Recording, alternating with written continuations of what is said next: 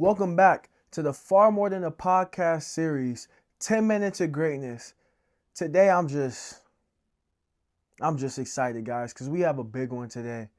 Um, we have went over focusing on internal over external, identity, remaining patient, how to start conquering failure, why me versus why not me, how to defeat comparison, speaking on forgiveness, and much more. I think we're on episode 10 now. Not 10, 8, 9, 10, somewhere. I'm just getting lost in the excitement of doing these things. Um, Today has been a great day. I got to hanging with my daughter right now, just put her to sleep, giving her a little nap right now. And this topic has really just stirred my heart today to become better. Because I think during this series, I just want to explain to you guys, it's not just you guys who are getting better from this, but I'm also getting better from this. Because I'm learning different things the deeper and deeper I dive into these topics. Um, Today, you become what you fear. This topic got dropped on me while I was making the podcast about identity and all those things. But as I'm writing the notes, it got me to thinking there's different types of fear. There's good fears and there's bad fears. For example, there's a fear of God. Some people sense danger and fear saves their life. But I'm not really talking about that type of fear today. I'm talking about the type of fear that keeps you from progressing. The type of fear that keeps you from becoming far more. The fear I'm talking about has stopped so many people from reaching their true potential, from reaching their full potential. I think that fear is a very difficult topic to speak on. But one thing that encourages fear is a lack of confidence.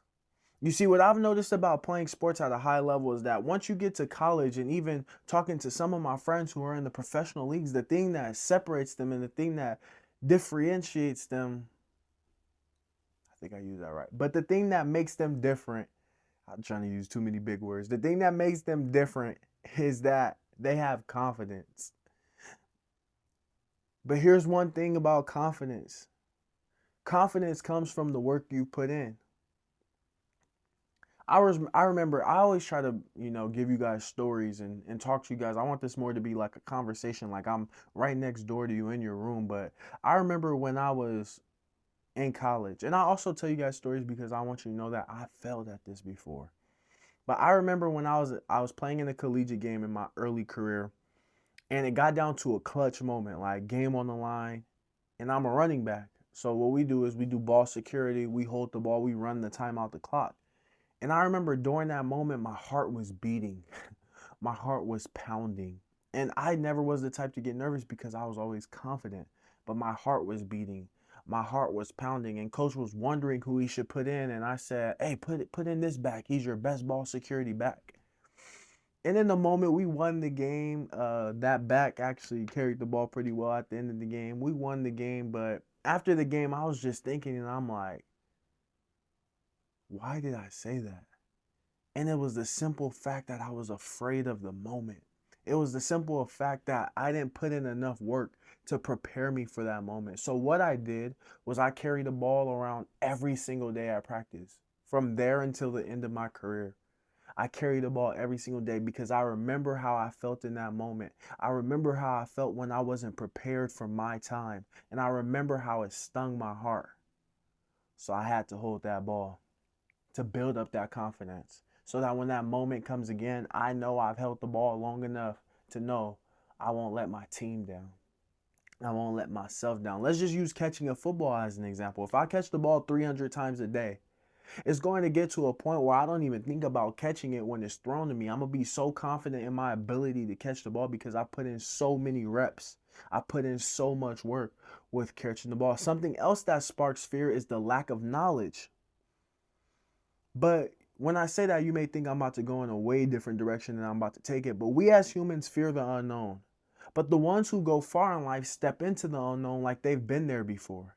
You don't have to know everything to jump into an area and dominate it. Sometimes your natural reaction to things when you get thrown into the fire and you choose to stay in it is the same thing that will bring you victory. I feel like because of trauma and failure, we have been so conditioned to be skeptical human beings when that's not really what we're meant to be. We ask, is this going to hurt me? Is this going to burn me? Is this going to break my heart? But a child has none of these questions. You tell them to jump, they jump. You tell them to sprint, they sprint. You tell them to trust what you tell them, they're going to trust what you tell them. Children give their all to things and trust things because corruption hasn't found them yet. Failure hasn't found them yet. So they trust things.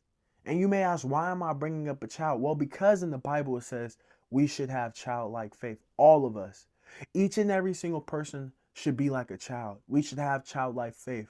And I don't think that only means trusting God in the areas of your life, but I think that also means trying new things, launching out to new things, not letting fear overtake your mind. Faith overcomes fear. You don't have to know everything before you jump.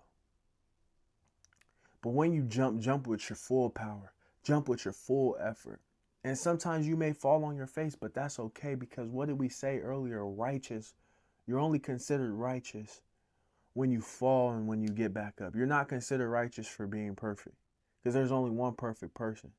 You're considered righteous when you fall and get back up. That's righteousness. You don't have to know everything before you jump.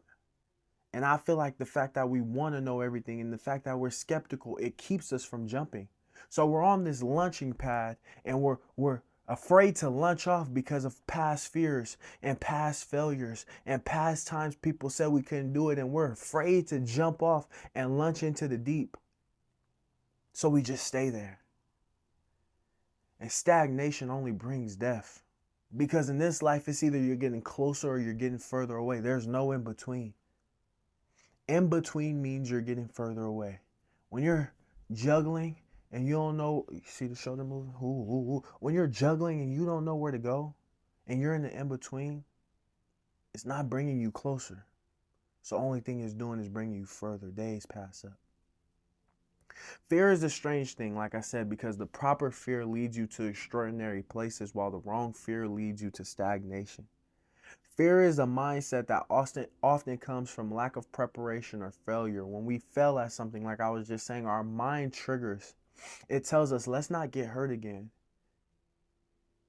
And it's up to us to push through that mindset, that failure, that loss, and say, I'm going to get up again. I'm going to fight again. See, a lot of the things that we've been talking about, if you guys have noticed, if you guys been following since day one, a lot of the things we talk about have to deal with failure. Because failure plagues our mind and it tells us we can't do it. And it's up to you to say, you know what? I don't care what my mind is saying right now. I'm going to go anyways. I'm going to go into the depths anyways. You see, a lot of mindsets we have sparks this. We've tried and it hurts. And honestly, guys, I understand that it hurts. I understand that trying over and over again and pushing over and over again hurts. Because you're pushing to a place that it seems like the mountain is not moving. I understand that, guys. But what else are you going to do? Who else are you going to be? Think about it. If you don't try, then that means you're just accepting defeat. And we don't accept defeat.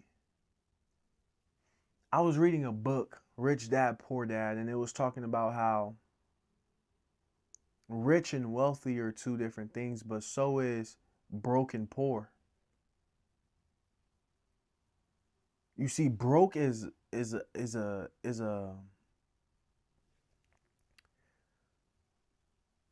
you know, when the word's on the tip of your tongue. You see, broke is a status.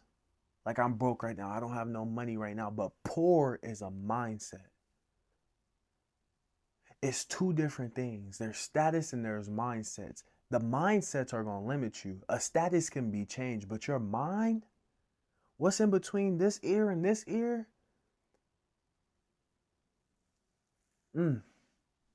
That's something that takes years of figuring out. That's something that usually doesn't change overnight. That's something that you got to build up through years of failure, constant pressure, constant things. It's the mindsets that we have to change. Then the outcomes follow. We get so fixated on fixing the outcome, but you're never going to be able to fix the outcome with the same mindset. When your mindset changes, the flow changes. We getting there. I love y'all.